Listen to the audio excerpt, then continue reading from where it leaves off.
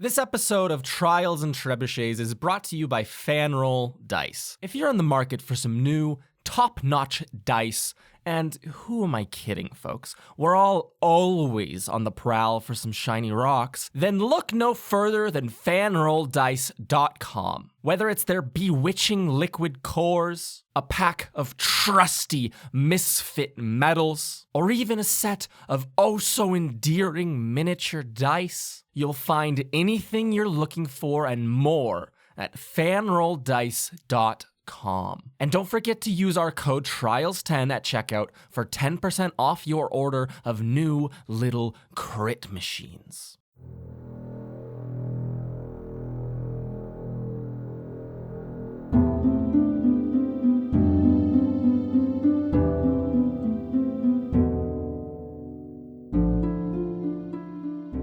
Hello everybody, and welcome to episode 223 of Trials and Trebuchets. I'm your Dungeon Master, Luke, and joining me in this final episode of the arc are my players, whose names are... Hello, my name is Ben, and currently I am still Diplin, this stupid, stinky little imp who's tired of these fuckers dragging them through the dirt. Wow.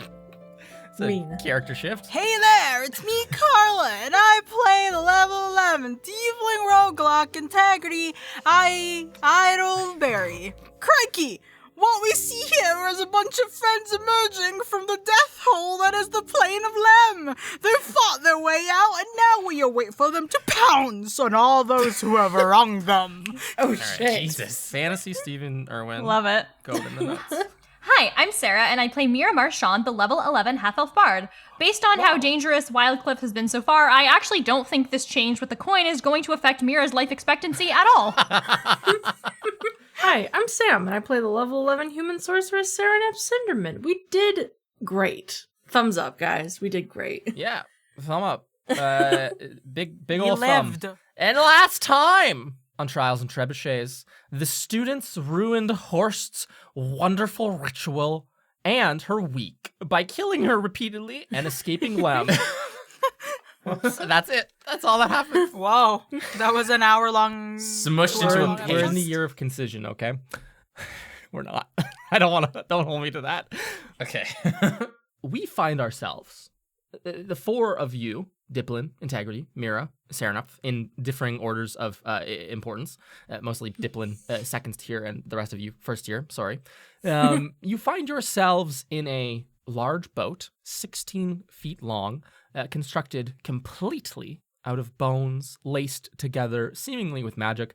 Many holes perforate, as it is not a very wholesome construction of a boat, but nonetheless, the four of you are in it. Around you, you are drifting fairly quickly along a purpley green river, which winds forward off towards the nominal horizon. However, around you is just the void of purple, dark purples and dark black, maybe wisps of silver here and there, and blinking lights off far in the distance as you sail down, or boat down, this astral river, forwards and forwards.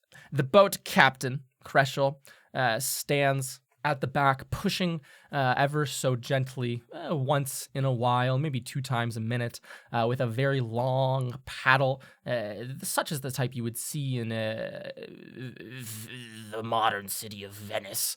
That kind of vibe, you know, pushing you guys along, scraping against the bottom of the river, which does not really exist, and propelling you guys off and away.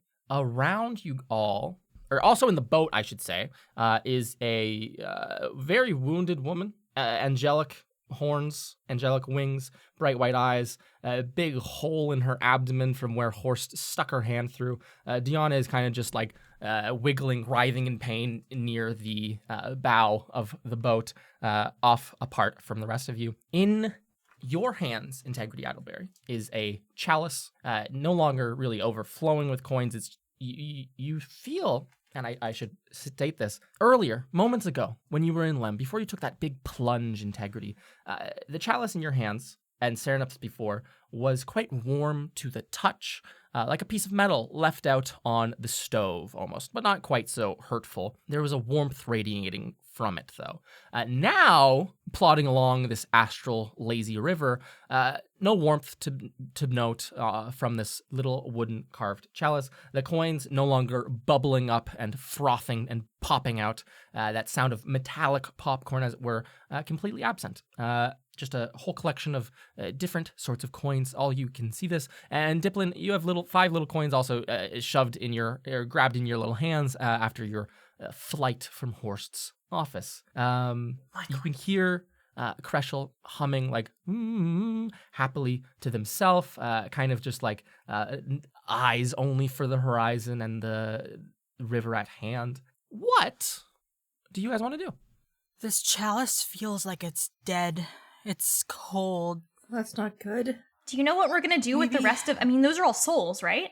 I mean, probably, but I hope one of these is Winsler. I just don't know how to find him. And the coins, do they have anything differentiating them from each other? Wonderful for you to ask, Integrity. You can scoop one up off the top shelf. On the back, it has like a little dragon head printed in. The coin you pick up is like a little copper coin,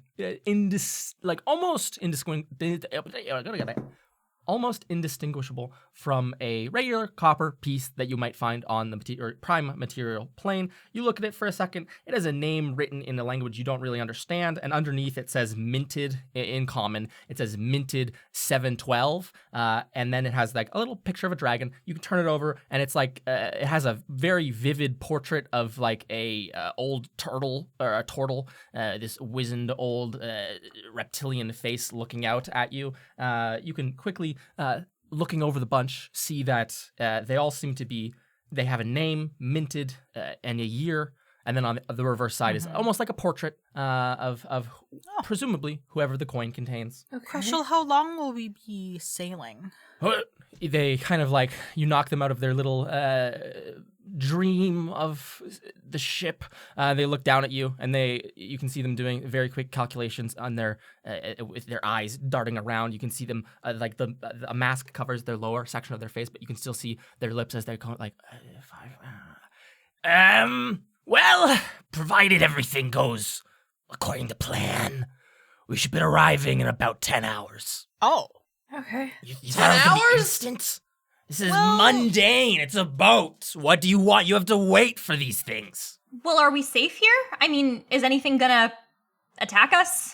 It's a great point. And they look up to like there's like a little pole in the middle of the boat with a hook on it, and they go, "Yeah, the 3 of you mentioned something about having a lantern, right? One of those like red and green ones, right? That's a conversation we had earlier. I'm not delirious from the drink, right?" Yes, that was Perfect. a conversation. And you do we have one, right? That was a preparation you took. I look around to my friends. I believe. If they have it. Sorry, I assumed you all keep vivid inventories. Serenup Cinnamon, yes, you do have one of these such lamps in your inventory. I don't know, Mira, if you stole another one. I forget if you did. No, okay. No, I still have my half-pound of sugar, though. Perfect. Incredible. Just That'll be throw our it food at supply whatever for the next attacks 10 hours. You have a silver lamp in your possession. You know that it You can make a new Winsler out of it. When lit, is red and green light flying from it. So yeah, I'm gonna bring that out from Perfect. wherever the hell Pouch. Yeah, so it was in there. Yeah, you can stand up, put this on the hook, take a little match, light that thing, and the world is cast in a red and green glow. It feels safe. Feels like home. It doesn't feel like home. I shouldn't lie to you. It feels very safe. And the coldness of the astral river you sail down attenuates a little bit. Almost like there's a little heater sitting at the top of the boat, but not so much like in Lem, the heat. Kreschel nods once or twice and they go, perfect. That'll keep us safe, but yeah, it's going to be 10 hours till we get where we're going. And I don't know if the 4 of you, 3 of you, 5 of you, I don't know if the rest of you are sticking together or anything, but you're free to depart if you have another means of escape. Where are we gonna get dropped off? I mean... Great question. provided everything again is working properly. And they put up two like bony fingers and like cross them, and they say, "There's a little purgatorial plane that we should be popping out of. Like no issue." Oh, that's not the Wharf of the Wicked, is it? I hate that place. Oh, you've been there? Wait, you haven't. And they kind of like look and they go, "You've." Sorry for the shock, the confusion. Yes, that is exactly where we'll be popping up should things be going well. If you don't mind my asking, as it might be pertinent to our little trip here, by what circumstances, in fact, did you find yourself in such a place? Well, we fell through a mirror. Okay, perfect, great. You didn't like die though, right? You know, I'm still unclear on that, but I don't think so. Great. Integrity starts moving her hand towards Mira's face, about to pinch her, to sort of prove we're all alive. Yeah, we're not ghosts. Crystal shakes the little hand and goes, I'm sure there would be, probably not a big deal, either which way. I think if we were dead, we would stink. 10 hours. And from there, unfortunately, you'll have to find your own way, I'm afraid, as the boat kind of just goes back and forth. But it is... Wait, was that a rude question to ask, Crystal? I'm sorry. You're not stinky. I'm not... No, like, dead people are not stinky. Crystal eyes and says, I'm not dead. Thank you. You didn't insult me, though. As I'm trying to say, you'll have to find your own way back to wherever you came from afterwards, or now you could probably... I'm not going to recommend this, honest. Keep your hands and feet inside the boat at all times, but as if I was in a joking mood, I'd say you can just jump out into the water and try your luck. We'll figure something out. Thanks, Crushel. Maybe we can always just buy passage. We got plenty of coins here. Speaking of I'm gonna coins, bite on like one of the coins just to make absolutely. sure. Winsler's dead. You just ate him. Diplin picks up one of the coins. It looks like it's gold. He bites it. You see like little teeth marks indent into the metal, and you get a very Tink, tink, what tink. kind of taste? It tastes like incense that someone would burn in like a temple, and then you can look down at the coin, and it's like a little bald monk-looking guy. Oh. okay, so that's not Face scrunches a Winsler. little bit as it's like, Maybe we tastes a should little start weird. looking through the coins to see, like, pick out Winsler. Count for our when we- haul. Great idea. If you find a hall that is a curly-haired guy with Did you a forget tall what- hat and glasses, then please give that to us. Like, just so you know, please don't bite it, because we course. want to save it. Oh, fine. I guess you did save my life. Diplin, you can look through your 4 other coins as the 3 of you, I presume, are gonna pile around this Yeah. chalice. Those are mine, Yeah. The slow process of looking through each of them individually. It takes but 15 minutes at the most. Picking through things. Oh, that's curly hair, but that's an old woman. Throw it away. I assume off of the boat. Off the boat, the yeah, distance. definitely. Off the boat and into the void you go. Yeah, when one of them isn't Winsler, Diplin just eats it. Oh my gosh. That's how imps get their Nonetheless, powers. 15 minutes is all it takes. Let's say 14 and a half, round down. And before... Oh, I don't have any dice. Mira Marchand. Yeah. You're picking through this, taking your specific haul, sorting the coins, as it were, tossing them over the shoulder when they're not who you're looking for. Before finally you find a little rusty iron coin. You thumb off a bit of the flakes and dirt and rust that's on the front and can peek at it. You see on the top, on the back side, it says Wallaby. And then on the bottom, minted 9.55. You very quickly turn this little coin over and see 2 little eyeballs staring at you through a set of glasses. Big hat, the top tip cut. This little gnomish face, little frop of hair falling down on his forehead. Your good friend, Winsler Wallaby. Guys, Did you find him? Help me. I'm stuck in this coin. Oh god, dogs. It's talking to us! guys, this is Winsler. Like, this is Winsler. I'm a hallucination of your friend who's dead. Is it really him? Can I take a peek? Yeah, here. You grab it. Integrity, you hold up your face. It's that little lovable guy that you saw die. If I Damn. shake it, does it feel like there's something in there? Ooh, that's a great question. Roll D100. He gets motion Okay, sickness. I'm not gonna shake it so hard that I accidentally let go of it. Yeah, D100. don't like accidentally drop him into the silvery void. And then we have to jump into the silvery void. It's just a How ridiculous does time. a 20... Like a 0 is 0, so 20. Yeah, 20. You hear like a little, almost what sounds like, what would it be? Have you ever taken a crate and thrown it downstairs? I know. Like a bunch of wooden planks falling on the ground, like. Okay, yes. You hear that coming from inside of it. Very light, almost like you expect a bell sound, and you hear like a little wooden like from inside. Okay. Maybe not shake it. He's here! Guys, So- we found Winsler. I know. I remember when I would just hear the sound of falling wooden planks wherever he went. Back at the farm. Now, we just need to get to Celti, right? Yeah, holy shit. I don't know, it just feels really real suddenly. It just Do means that we we know have what- to figure out. Like, you guys were. I'm gonna talk like quieter to them. Like Yeah. like where we're going. You guys were there a lot longer. Like I was in a whole other place with Winslet during that time. What do we do? As in, Well, like you guys met like the Ivory Mask woman and everything like that. Like, is there someone we talk to get on a boat? Like, how do we pay for things there? Like, you guys are like, we only just got there at like the end of that trip. So well, I think I have a spell that could take us home. I don't know if it could take us to Isithil, but but we do have a pretty way sure it to could- get to Isithil anyway on the ground. Yeah, exactly. Okay. I have never cast it before, and it would take several hours.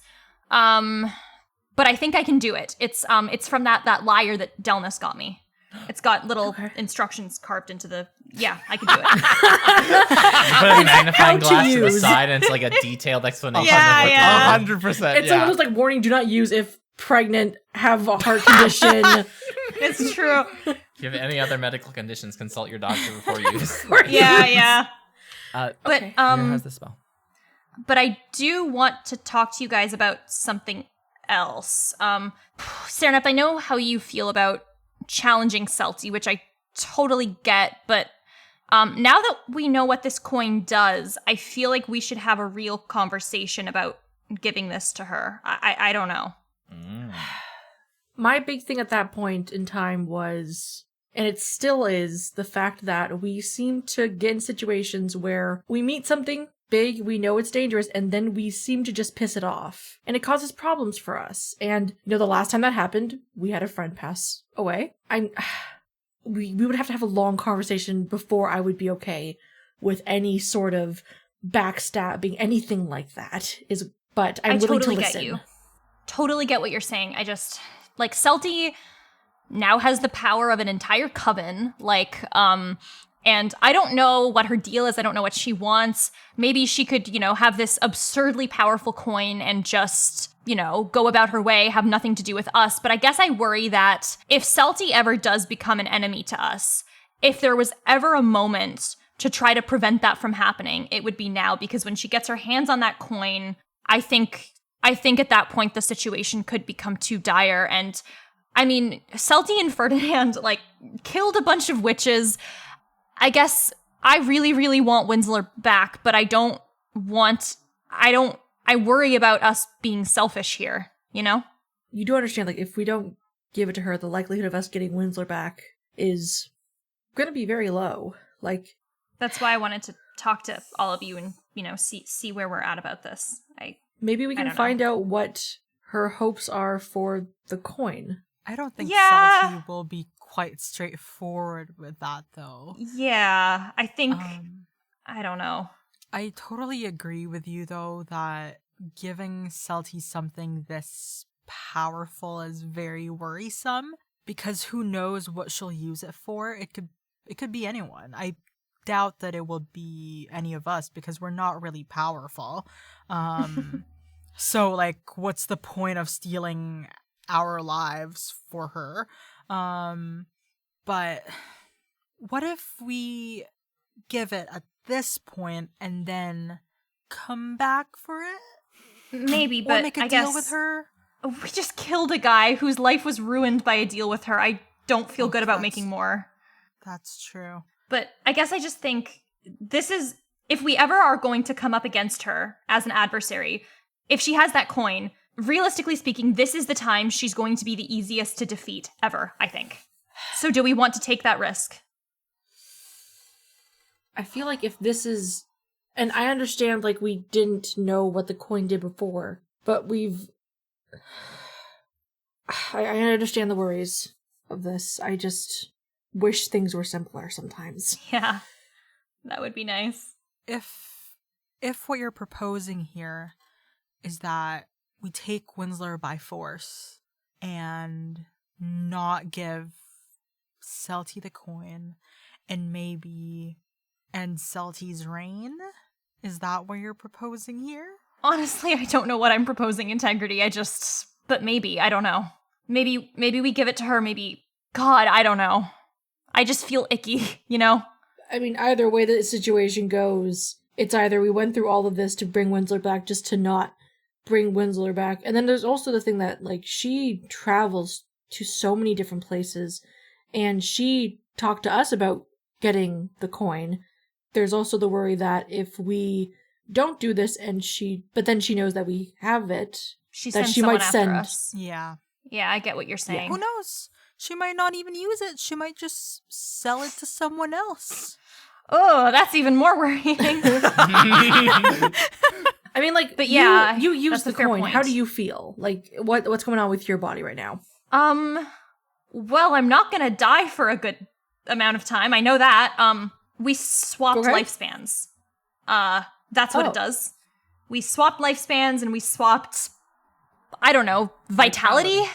Yeah, Okay. so I guess I just wonder, what if you named somebody Unmortal, like a Shepherd of Potentiality or something like that, and you swapped with them, suddenly you're Unmortal, right? I guess so. Can I do that? Honestly, you probably could.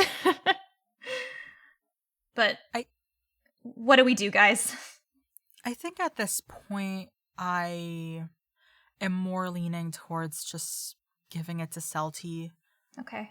and, hope for the best that either it's for someone else or it stays in her inventory for a short while That's fair. before she even tries to use it. Serenep?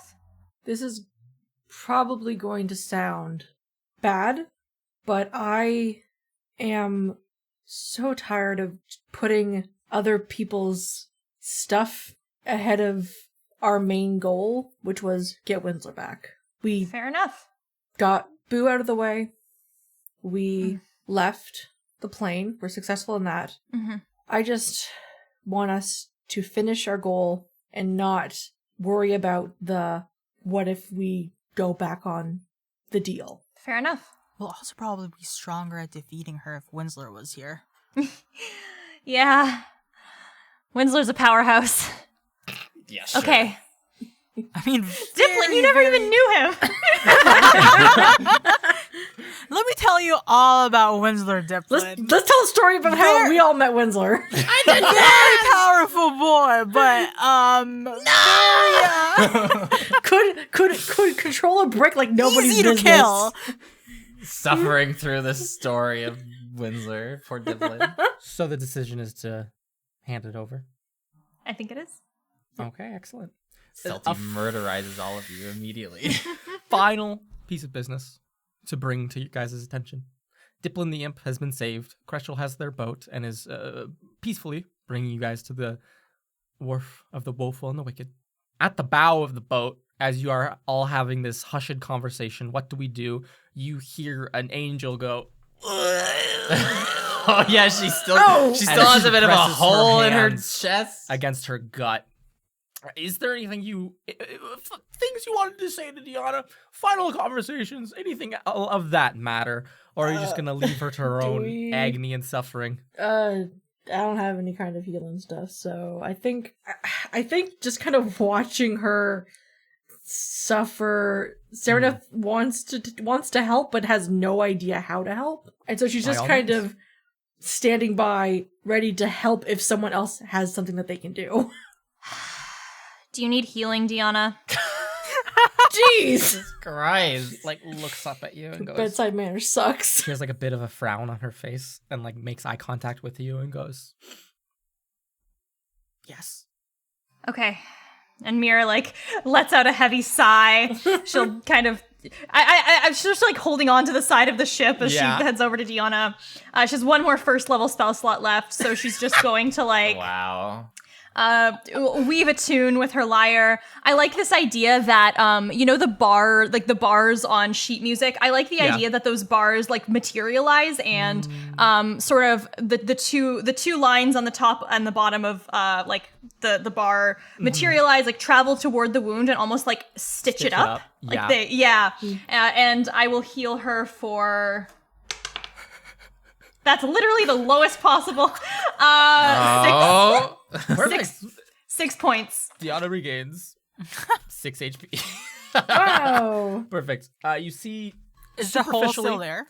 the hole, there's a divot now. It's not so much a hole. The muscle and flesh does knit together, but leaves a fucking gnarly looking scar. She pulls her hands away from it as you play this begrudging song, Mira. And she'll look at you and say, "Thank you."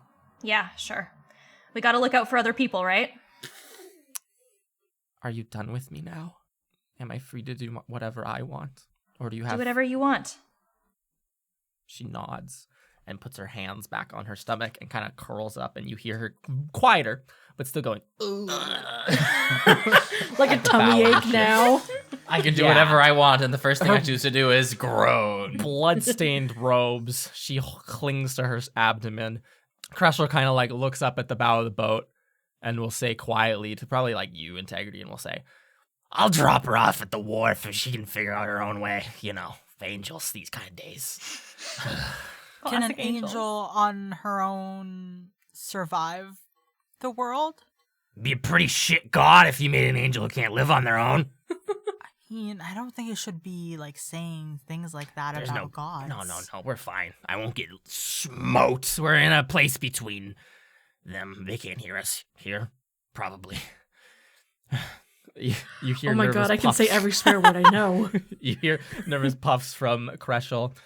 Mira, you begrudgingly heal Deanna. She has no more words for you. She might even like turn away so that she's facing towards the like wall of the boat instead of looking at any of you guys.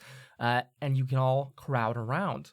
Are you gonna wait to arrive at the wharf, or Mira, are you gonna play us a tune and take us away? Am I able to do it here? I guess there's no reason I can't. We don't really need to get to the wharf.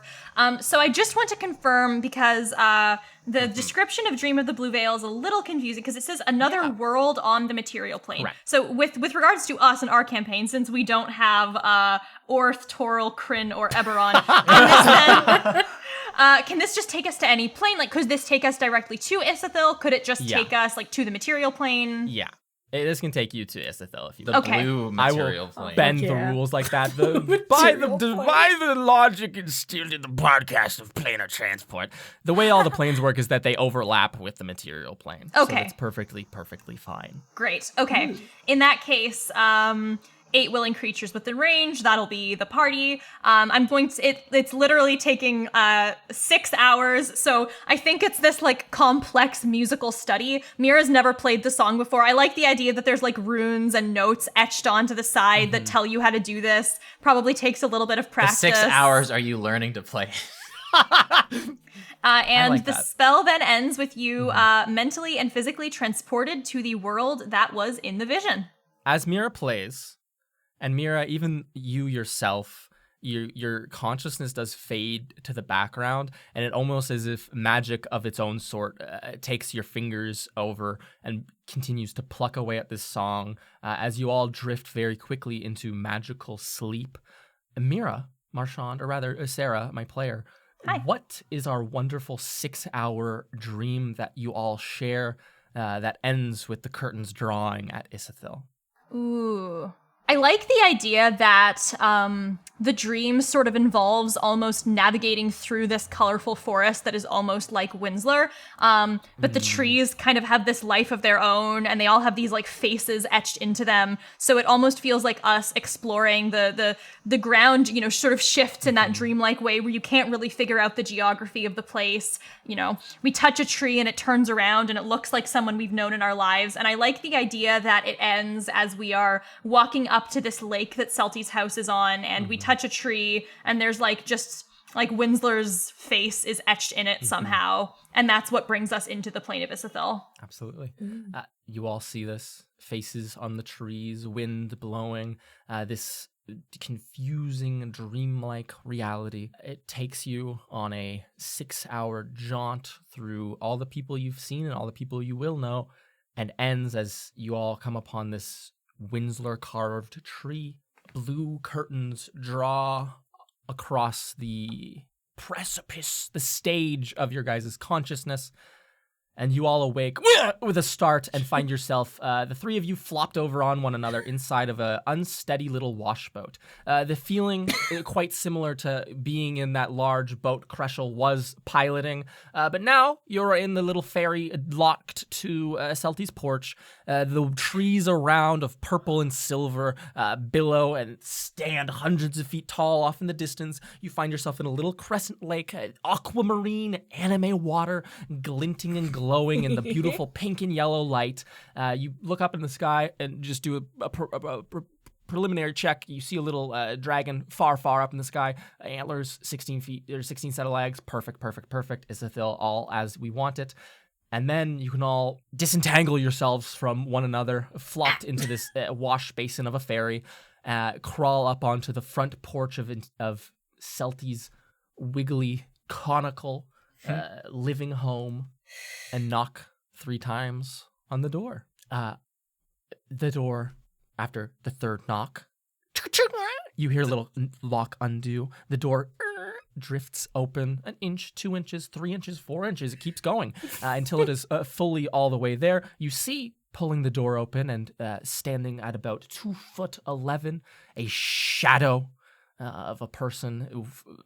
You've met this man or this being before. Arthur, you might call him, although he is physically similar as a shadow could be to your friend Winsler Wallaby. This little gnomish shadow creature opens the door, gestures for you all to enter. You see within blue and red furniture and decorations galore. The shop seems to have undergone some recent renovations. The once clogged loft with a bunch of junk in it is now beautifully presented on the floor of the shop. New shelves and different sort of centerpiece cloches, glass cloches underneath which magical items sit. It seems as though the one and only Arthur the Shadow has been up to some very good organizational business while you were gone. Renovating. Sitting on a couch, blue and red, off in the corner, in quotations, of this beautiful, beautiful shop, you see a little shriveled woman. Blue skin, white hair pulled back, little goggles, mirrored red, pulled down and sitting around her neck. She's sitting both feet up on the couch, and she seems to have what looks like a little pocket mirror, and is watching it very intently, sipping away at tea, and you can just hear her like buzzing, humming to herself excitedly as you see Celty there.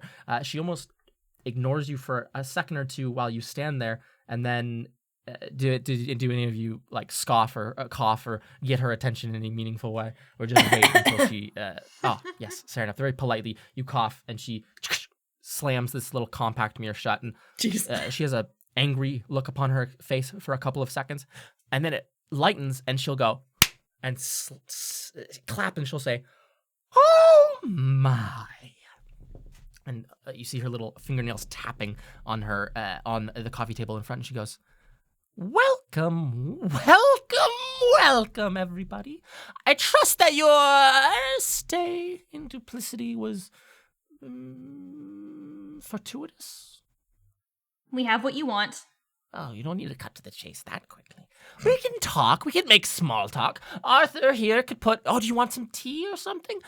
There's cookies. And she points to the table, a little kitchen table. She goes, there's cookies if you'd like. You're probably starving hungry after your trip. I know that a lot of you hate eating so dearly. But there's food over there if you'd like. And you can sit and we can talk about your wonderful time at the betting house. I'm sure you have tales to regale me for the next years of my life. Or we could cut to the chase. You wanted a coin. Oh, yes, I did. Yes, I would love a little coin. Probably this big. And she makes just a circle with her thumb and her forefinger. She goes, twin coin of life and death in duplicity. That's what I sent you away for. Oh, how's Boo? And she smirks. Doing well, looking healthy after all these years? He found his way. He's now, going about his life. Make a deception check. Wait, you don't want to tell her that you fucking killed him in cold blood? She doesn't need to know that. That's a nat 1. Oh, Damn. That's a 3. She goes, well, I would believe that he's going about his life. However, I do possess magics which are capable of seeing other beings. I already know the man is dead. I was waiting for you to tell me how such horrible circumstances came to be. I like keeping customers around. You must understand that. This whole business, it left a... That's neither here nor there. I mean, if you are able to watch... I'm exchanging one customer for a better one, I would say. You have the coin, though? So you've never seen the coin? Do you know what it looks like at all? Gosh. This is where you take your stand? This is where you're gonna... No, I'm just... hustle an old woman? I'm just asking. I'm just curious. I've seen pictures in books. I've seen it flashed by people in their hands saying, look at this old thing. Have I ever held it? No. And you can confirm for us absolutely that if we give it to you, you'll give us the rest of Winslow's soul. Oh, yes, 100%. That's the deal as written. And she stands for a little bit. She cracks her lower back and scuttles over to the dinner table. She'll push through a couple of papers, just throw them on the ground, and she'll pick up a little scrap and hold it, and she'll say, the deal, a couple of names, some other stuff, and you bring me the coin, you get his soul. The 1/17 that I have. That was the deal. I'm not gonna... Why would I go back on that? Why would I try to ruin a good customer relationship? Booze These are seems pretty hard ruined. fought. He wasn't a big fan of his deal with you. You know, the things people do with the knowledge I give them is one thing. If you teach a person to sail a boat and they drown in a horrible sea or a horrible storm at sea, it's not your fault that you gave them the boat, taught them about sail, you gave them a map, told them where to go. It's their fault for dying at sea. You can read between the lines, I'm sure. You're all talking as if you're not going to uphold your end of the deal, which would be cruel. Not unusual, but quite cruel, I would say. You don't strike me as cruel people. We just want to make sure before, we give you what we have, that it's not going to ruin our plans and the world. So what I'm hearing is you want to add a caveat to the deal. We give you the coin, but... Is that what I'm hearing right? Girls? I look to my friends. You can't blame us for being cautious. We don't want this deal to put us in a worse place than we started. Yeah. I take the names, you get the soul, I get the coin, but I'll never use it against any of you. And by that, by definition, by letter, we need to specify. I won't use it against you. And she points at you, Integrity. I won't use it against you, Mira. I won't use it against you, Serenap. And beyond the three of you. Oh, I would never use it against Winsler. Beyond the three of you. Fair game. I'm just going to raise my shoulders at my friends because I'm pretty convinced. I will give Integrity a small nod back. We gotta do what we gotta do. Okay. All right, it's yours. She puts out a shriveled little hand. Her crooked, broken little pinky. And Integrity sticks slices up. it. I'm kidding. Oh, You can use that in a lot of potions, I bet. Mira will hand over the coin. You pull this coin out. You feel its weight in your hand. You hold it out to her and then plop it down in her hand. You want to you put it down in her hand. She immediately pulls it under and looks at it and she goes, a question, quickly. Sorry, girls. And she holds it up and she goes, this is 2/3 of it. What happened to the rest? Boo used it. Didn't save him. Deception check. Yeah. Oh, God. Hang on, my d20s. Oh, God. Can I support this? How? I regale her with a story of how Boo used it. What is that story? As Mira goes, Boo used it. Integrity goes very quickly within the span of like 5 seconds. Boo used it. It was so awesome. It was like he glowed. He glowed like he was a god. And Okay, wait. Sorry, is she assisting? No. Yes. No. Okay, my first roll was an 18, 9 plus 9. I'm gonna roll again. That's a 6 plus 9, so the final is an 18. I mean, he would use it. That is something he would do. Yeah. 18? 18. She looks at it. Ugh, what a rascal. Wasting good magic. All right. Oh, well. Boys on the teapot if you want to take them. And she points towards her stove, the little flat teapot sitting there. I walk over to the teapot. You walk over to the teapot, staring up Cinnamon. Could you make a wisdom saving throw for me, please? Oh, well, shit. As you walk to the teapot, to be clear. Not Oh. when you pick the teapot up. Okay. Let me... Oh. Uh-oh. 15. Okay, everything's fine. You walk over to the teapot. Sick. get You walk damaged. over. It's this flat little teapot. You pull the little handle up and pick it up. You open the lid. You see gassy, weird, purple liquid. Almost looks like the fog that comes off of like dry ice, right? Just it can all confined in there. You can put the lid back on. You can stopper up the little spout so that none of it pours out by accident. Celty sits back down on her couch and she'll say, "Oh, before you go, do you want to see what I want to use this for? What I've been waiting for? Oh, I've been waiting for this for years. Girls, come around." And she like gestures for you all to like come to her. okay. Okay. Okay. She flips open that little pocket mirror, a compact mirror, and she will close her eyes, and like you hear her whispering in a magical incantation under her breath. And then on the mirror, you see that it kind of like wiggles, almost like waves, ripples across a pond, and coming into resolving, you can all see an old man, scraggly gray beard, red and white, very wizardly looking robes. He doesn't have the hat on. It's just long, scraggly, old looking elf. And she kind of whispers and she goes, "This is an old business associate of mine. Don't speak too loud. He'll hear you.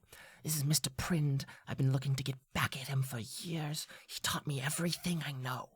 And she holds the coin up and she flips it and goes, "Mr. Prind." You see the same exact kind of sensation that you saw, Mira. This old wizened man's face shows up on one side of the coin. Celty's exuberant, excited, secretive face shows up on the other. It flips through the air. Let me roll D100 for you. God. Perfect. She flips it through the air. You see this man on the other side.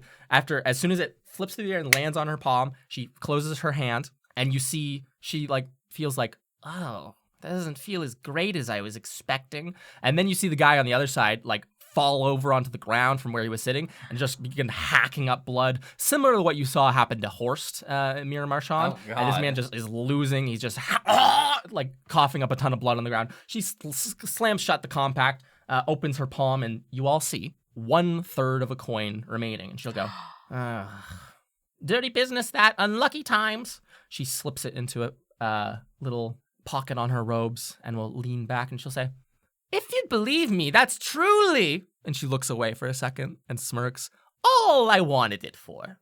Oh, Okay. Can I do it in Just a little. You can make an insight check.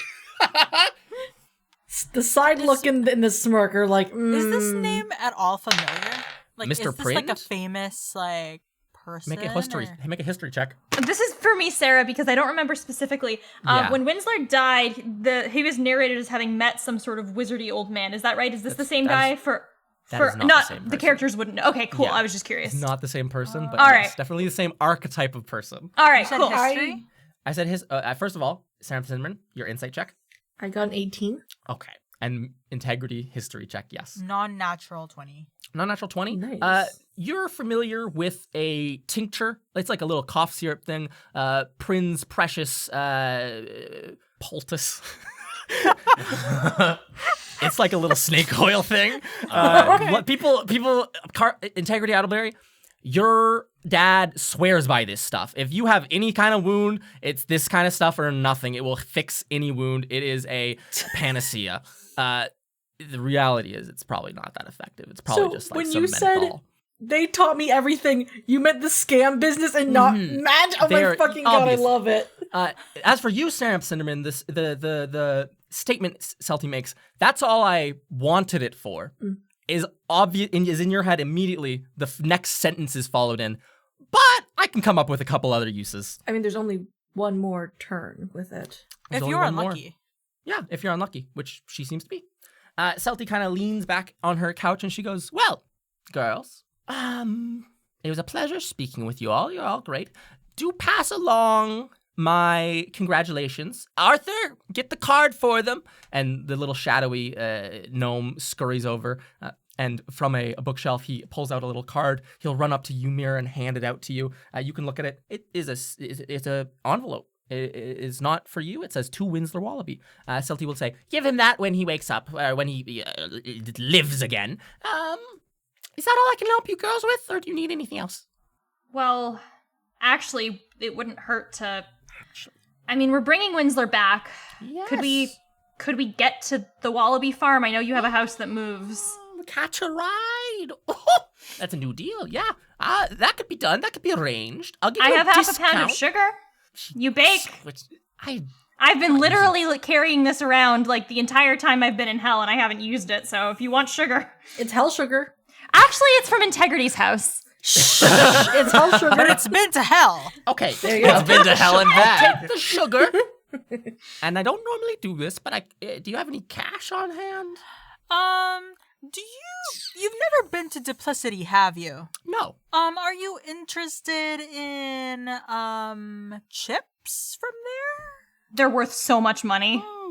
Did the three of you have fun? Was it a good time? Would you recommend it to a stranger or to a friend? You would be really in your element there. Honestly, it was fun. Make a persuasion check. You'll meet I would recommend a lot it if we didn't of burn it people down. that I feel like you can take stuff. And they have a play going on right now that I really recommend. Assuming all the actors are still alive. They're fine. With all that Really good information, leadership, though. someone from me make a persuasion check, okay? I have a plus 13 to that. I can Mira make it. Marchand Okay, make a persuasion cool, check for me. 16. Okay. Aw. Are you shitting me? She Yeah, goes, I rolled a 3. okay, I'll take all the chips. Thanks for the recommendation. I'll take the sugar. And she shrugs and goes, I'll find something for it. Maybe someone will buy it. All the chips. I was just gonna give her a couple. We're not gonna go back there, are we? Advertise I know it it's as implying how much that. should I give her? Like, I want to keep the 50,000 one from Boo, but I will give her the ones that I picked out from the floor. Like She looks at you, she looks over your hands and goes, yeah, well, if you give all of them, I can money change for you. People do pay me gold sometimes. oh, you can money change for me? Like you'll give me Not all of it. No, I'll take the rest of it. I'll give you she looks over at the side of the couch, digs her hand in the couch a bit, goes, 300 gold? Oh, okay. you just have that on your couch? So I'm gonna give her all the chips I have. Perfect. You hand them over. Mira has moderately honeyed words and very sugary sugar combined with your money. She kind of stretches her fingers and goes, ooh, okay.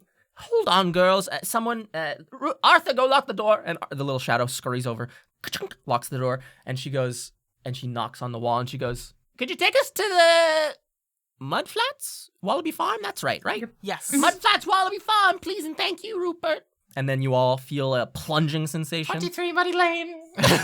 as the house slurps down into the water. In 3 momentary seconds, it swoosh, pushes back up. You hear the door unlock. The little shadowy man, Arthur, opens the door for you. You all see a dark expanse of mud far on the eastern horizon. The sun is only just beginning to rise. Early in the morning.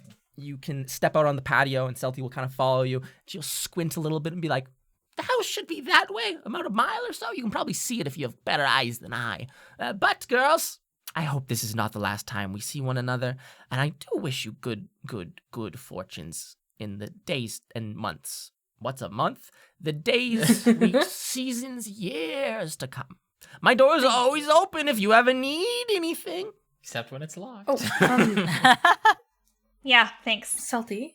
I think as everyone's going down like the stairs, I kind of stop and I turn to Salty like, what's going to happen when my parents' names? Serenup, you stop to ask her a question. You go, what's going to happen? And you think for a moment. You think for 2 moments. The question does not form. You know you gave names up. The words, my parents, doesn't come to the mind, though. You're asking about the names. Already done and dusted. Thank you so much for them. They'll be very helpful for me. Uh-oh. Yeah. Who? Yeah, absolutely. Thank you. I No walked in worries. very Have a good confused. walk.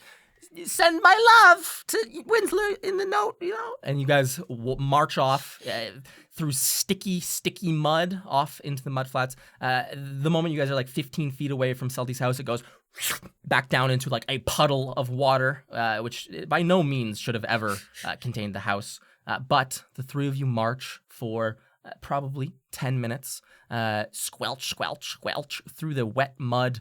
The morning sun is just rising. You feel the spring air of the prime material plane, the material plane blowing against your skin. You come upon a shack, one might call it, sitting upon a muddy hill. Probably a couple 100 meters beyond it, there's a hill with a tree upon it.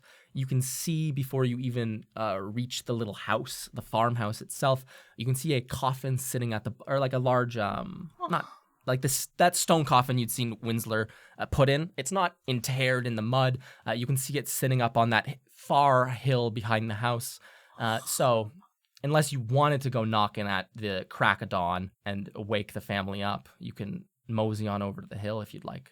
Should we talk to his parents first? Or should we just kind of... Wouldn't it be better to figure out how to put him back in first? Because, like, if we talk about it, it might bring up unnecessary, I don't know, emotions before we can actually get it done. Fair enough. But then if we're going to take a body from a coffin, wouldn't we want to let his parents know? I guess the reason that I'm wondering is maybe we should rest up before we do it. I'm still kind of fucked up from the fight. I didn't get time to rest because I was casting the spell to take us to Isithil, and if we do what I'm assuming we're going to do, which is the same ritual we did with Artis, we could be in a dangerous spot. And I fully agree. I mean, we already have the souls. It's not like a couple of hours is going to impact it. Yeah. Yeah. So, Mira, you can lead the way. Squelch. All of you think in the back of your head, how does he with those little legs walk through all this mud? It must be so annoying. Well, he's so light that he doesn't even sink into it. Yeah, I don't sink it. He doesn't sink into the mud. He just walks over it. You walk up to the porch. It's that gray old kind of weathered wood, the stuff that's not been treated and left out in the elements for years and years and years. There's a kind of crooked door in the frame, not sealed properly. The wind probably blows through the cracks. It has a little cracked pane of glass in the front with a curtain drawn. You can stand there for a couple moments and then clunk, clunk, clunk on the glass. Moments later, a older dwarven woman will open the door, rub the sleep from her eyes and kind of blink a couple of times and look the 3 of you up and down, and she'll say, "Oh my, am I dreaming still? and rub the sleep more and more and more, and she'll go, Winsler's friends. Welcome in. What can I get for you? It's early in the morning. What are you girls doing, traveling around like this at such a odd hour? And she invites you to walk into the room of the house. There's a kind of rugged-looking table, a little place for cooking and putting dishes away, a couple chairs over by a fireplace.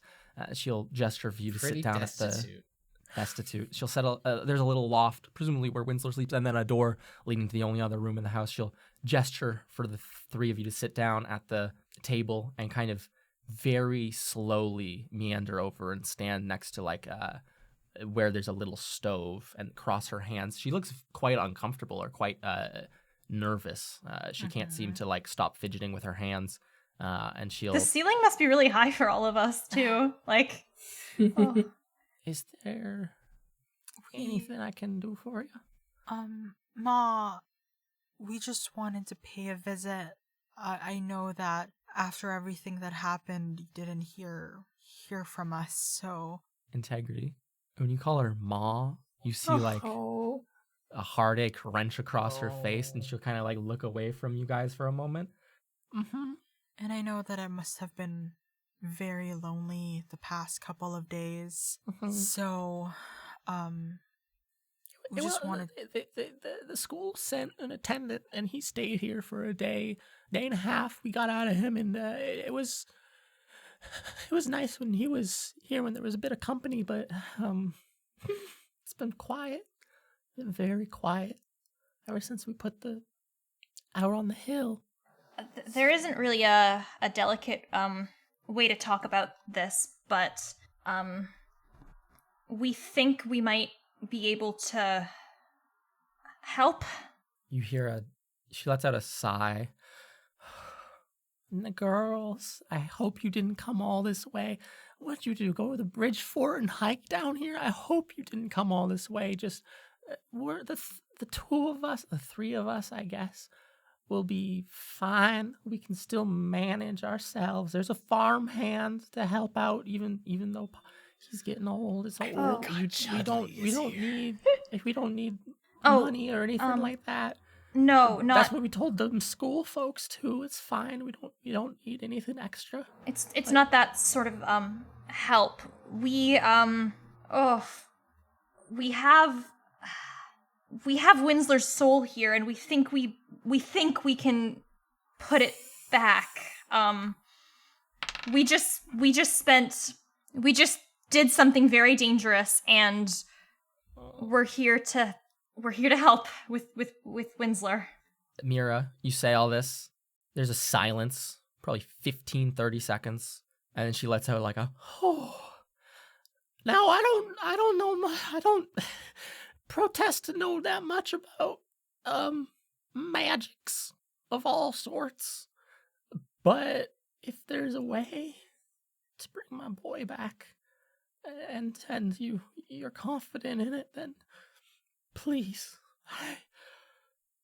I would love nothing more than to see my boy again. Absolutely. You're welcome to stay as long as you need. Sacrifice Chudley to bring him back. Like at her eyes, and she takes like a calming breath, and she'll say, "Anything you need, just let me know, okay? As long as it's, something that would exist on a farm."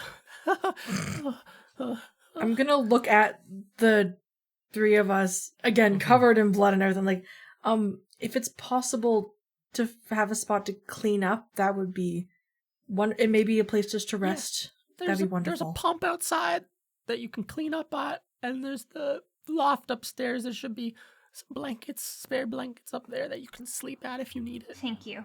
I'll make some tea too for when you all wake up. And she'll turn and kind of like light a little fire at the stove and begin to very shakily hands. You can hear like as she tries to like pick up like a little kettle, it's like clink against like some other cast iron pots.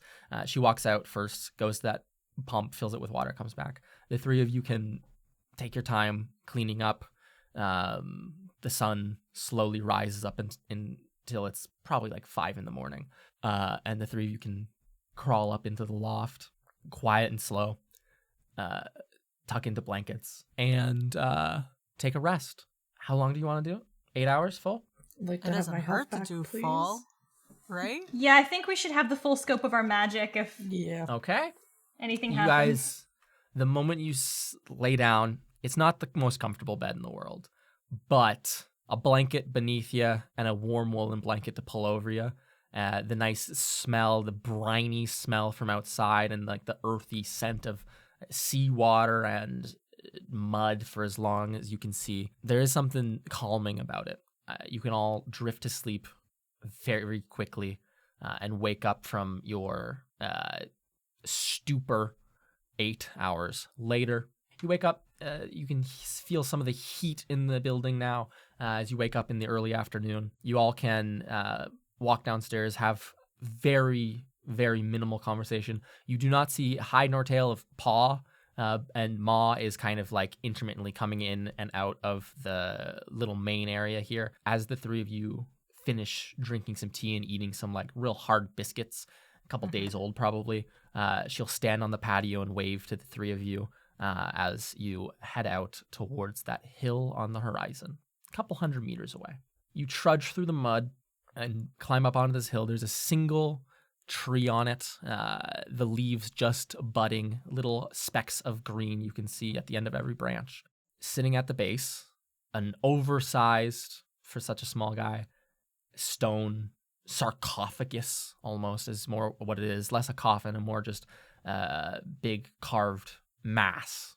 May I open it? By all means, Integrity Is it Idleberry. openable? It is openable. You can walk up to it, and with a lot of effort and some sweat from your brow, push this heavy piece of stone until it is slanted off the side, not cracked, not fallen onto the ground or anything, but just enough so that you can see inside and see Winsler. He's laying, hands beside him, skin pale as snow.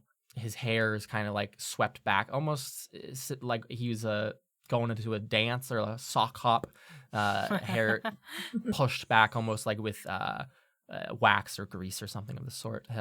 His cheeks look sunken in, and he's wearing his Wildcliff student robes. He's lying on a big bed of yellow and white flowers, and so the floral scent hits you, and a bad one doesn't. Nice.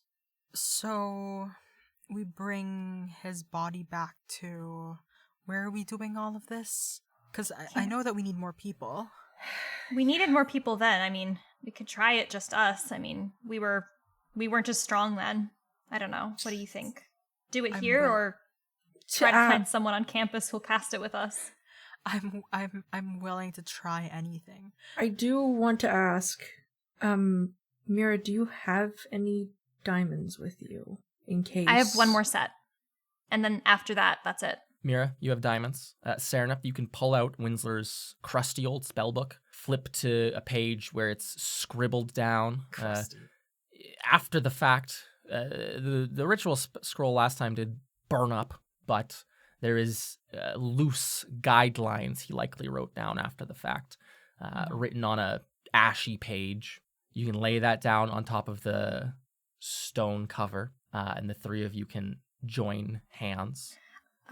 The first thing I'm going to do, though, is I'm going to say, no matter what happens, I'm really proud of all of us, and I think we can do this. I love you all so much, and I'm going to give Serenep a D10 of Bardic Inspiration. Oh, shit. Perfect. As you all hold hands here, you can simultaneously begin to read through the rough arcane notes Winsler had left. As you do, you see the ink on his spellbook begin to glow with a reddish yellow light.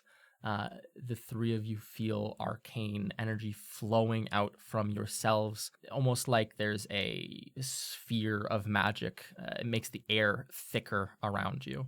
As you all begin this, I presume also you put the teapot, the tea kettle, and the coin out on the top of the stone.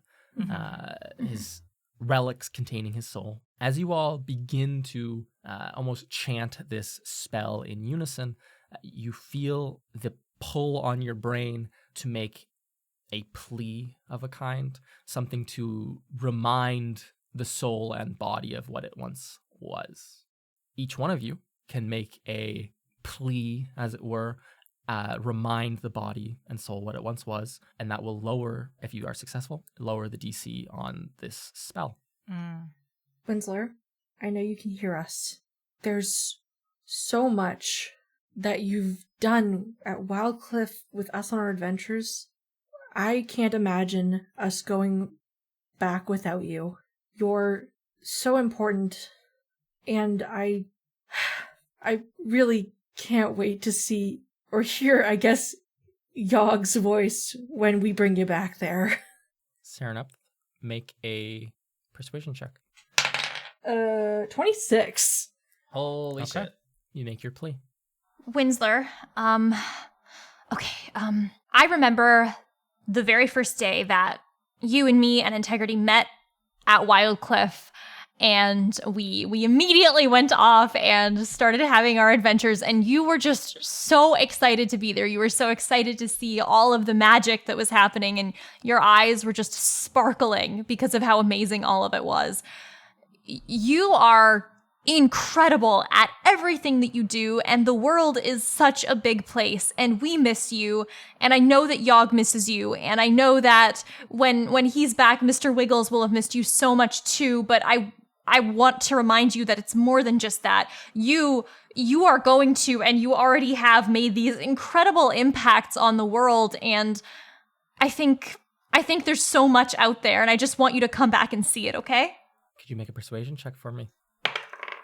That's a 13 plus 13, 26. Another 26. Can we get 3 in a row? Winsler, you are the wisest wizard gnome that I know. You are so loved by your ma, by your pa, by Yogg, by Mr. Wiggles, by Kurt, by me, Integrity Addleberry. You remember me, right? By Serenep, by Mira, by all your friends. Hated by people who can't handle your shit, but whatever. Who cares about them? Just care about the people that love you, okay? You really have to come back because, you promised that you're gonna help me get out of this. And if you don't come back, I'm gonna stay this way and I'm probably gonna die. And then we'll both be dead. So, I really think you should come back. You promised to help me, and now you're dead, so... You can't weasel out of it, bitch. I'll come to the afterlife and get you. I already did that. I could tell you all about the memories that, we've had, but I think that once you get back, you can think about those again. The important things are, like what you're gonna do after this. As I said, you're super wise, and with that wisdom, you gotta use it to make the world wiser and cooler and better, because the world is better with you in it. Integrity. Yes. Could you make a persuasion check for me as you make your plea? That is a 24, 18 plus 6. I mean, 24 is still good. Oh, absolutely. You all make your pleas. The air grows thick with magic. You remind the body, remind the soul who it was, what it still needs to do, who Winsler is, what he means to people, your dear, dear friend. And you reach the end of this incantation, and you feel all this magic which you have conjured around yourselves begin to try bringing his soul back into the body. You see the purple, misty liquid begin to almost evaporate out of its teapot. You see the little rusty iron coin begin to... the rust flakes off. It's almost like moment by moment, word by word, the mist from that teapot dissipates and the coin grows ever smaller, ever smaller, ever smaller, until at the very end, the coin does not remain and the teapot is empty. You see this mist swirling around in the sky.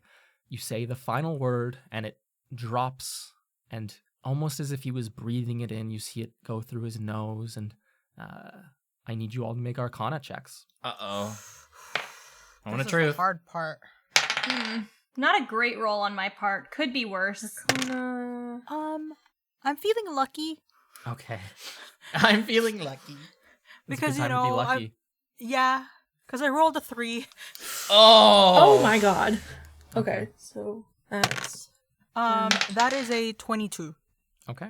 18 plus 4. So I got a 16. I just rolled the... I used Bardic Inspiration for this kind of roll. That's another 6, 22. so 22, yeah. Okay. Mira? My roll was not so great. 8 plus 4 is a 12, and I don't think I have anything that can raise that roll. Okay. Well, it's very fortunate you made strong arguments to bring him back. You see this purple mist enter through his nose. You see his nose twitch a little bit, and maybe that you're just imagining that. The mist dissipates, this thick air around you gone, and you all wait, holding your breath. You don't feel any rebound immediately, at least right now, and you all watch, staring down at this little gnomish form. Winslow Wallaby. Last thing you remember is being crushed to death. But that seems so far, far, far away right now. That happened. When did that happen? Was that years ago? Was that yesterday? Surely it couldn't have been. In the future. It's all so confusing. You don't know where you are, but looking around, it seems to be some rundown tavern, maybe? Something of the sort. Windows are broken. Doors are hanging on by their last sliver of life. Tables knocked over, glasses shattered. You're sitting at the one table that's still intact, on a real high chair. In front of you on the table, there's 2 crystal glasses, both filled with like a brown liquid. The man across from you, a very manicured, long white beard, gnomish he looks to be, picks up his glass and takes a long sip of it, drains the whole thing, puts it back down. Over 2 or 3 seconds, it fills back up. You sniffle for a second as dust rages in from outside. The windows are dark, dark black. You can't see out them. You don't know where you are. This man across from you has golden eyes. Or are they red? Or are they green? It's so hard to know. They keep changing in the light. Maybe it's the light. There's no light. You look around. This is lit somehow. It's all so confusing where you're at. The man across from you folds his arms in front of him. He smiles. It's a warm smile. It's a wrinkly old man smile. And he goes, "You know, young man, I lost a lot of money on you." Who are you? "I am the god Lem. It's a pleasure to meet your acquaintance. But circling back to the more important matters, I lost a lot of money on you. I thought it was going to be the warlock girl who died first. Fiend chance took advantage of me, I say." You were betting on? You're betting on people? "Of course. What else am I supposed to do? What do you think divinity is? Watching over everything? Making sure no one gets hurt? No! I won't intervene. I'm just here looking to have fun. And it's mighty fun watching you and your friends. Sorry that you had to die, though. Regretful." I died? "You did. You did. Only moments ago, probably, to you. And you'll probably only feel like you're here for moments as well." Can I get back? "Well, you could. I know they're fighting."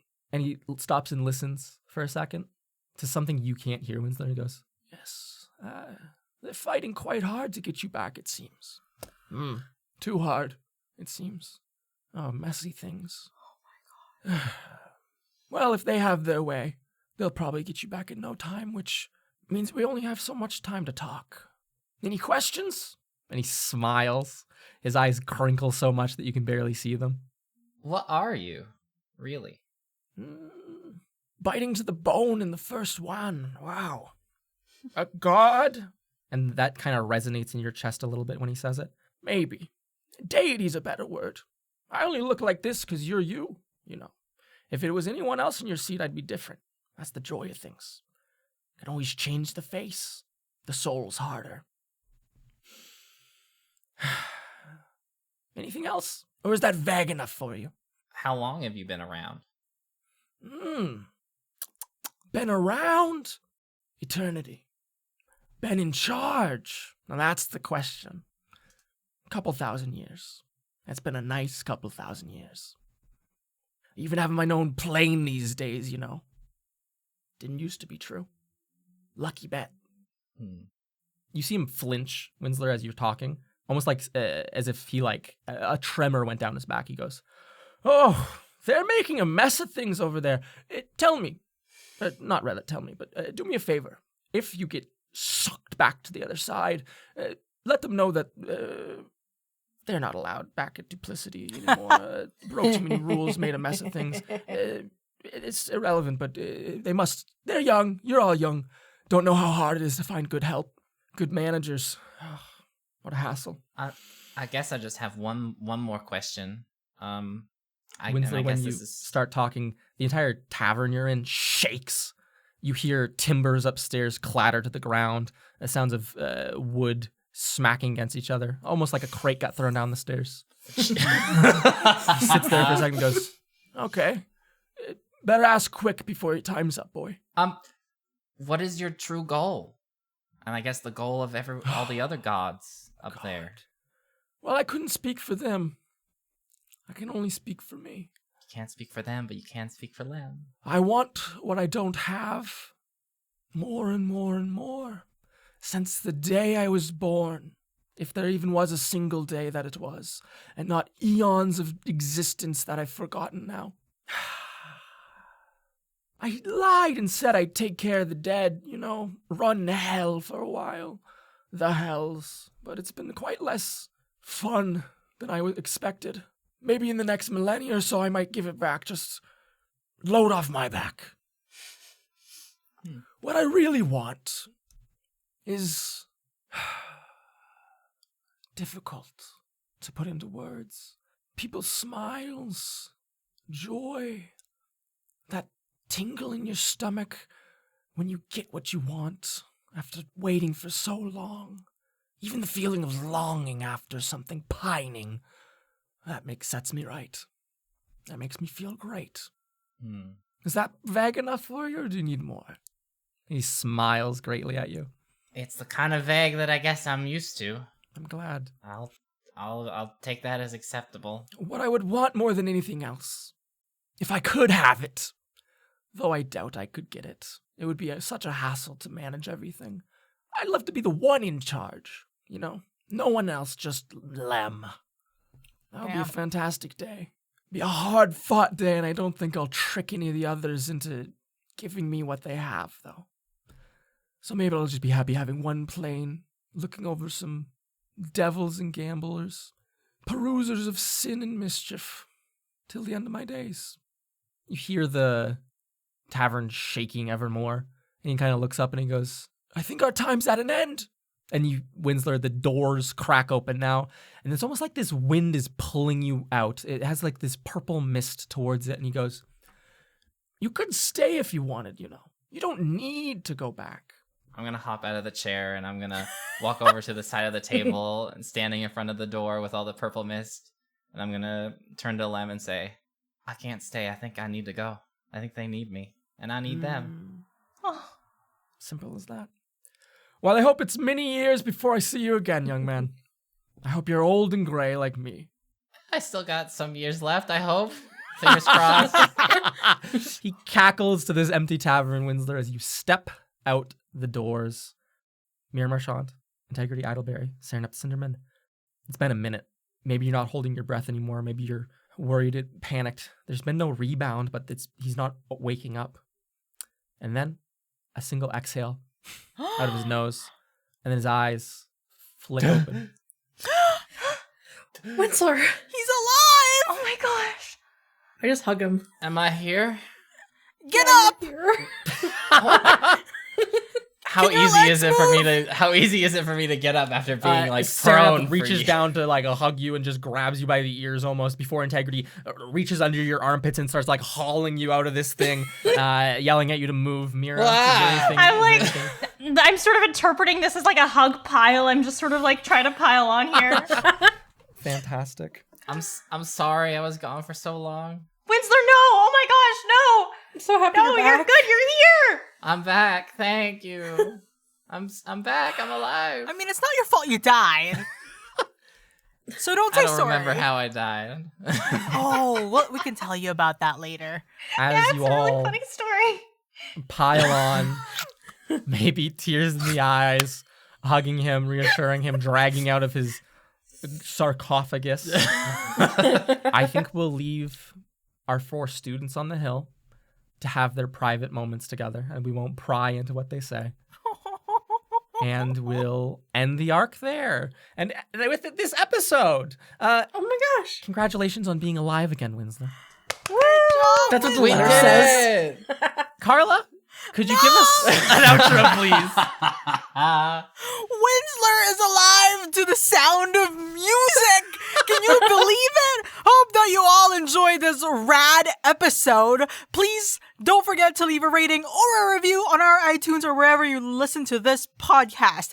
We also have a Twitter and Instagram, but fuck Twitter. Hi, Instagram. And you can follow that at Trials and Trebs, where you can get teasers, you can get reminded that the episode's out, or art. You you can also tag us if you have any art stuff, and then we can like it, and then we can share it, and all that cool stuff if you want. Another thing is the money. I don't know how to segue into that, but there are two ways that you are able to support us apart from, like leaving a rating or review. You can also support us through monetary means to help keep the podcast going. You can do that first through Patreon. The link to that is down below or on Instagram. And we also have merch store. And what website is our merch store? Trebuchets.com. Trebmerch.com. You can get shirts, you can get stickers, that's pretty much it right now because Sorry, folk.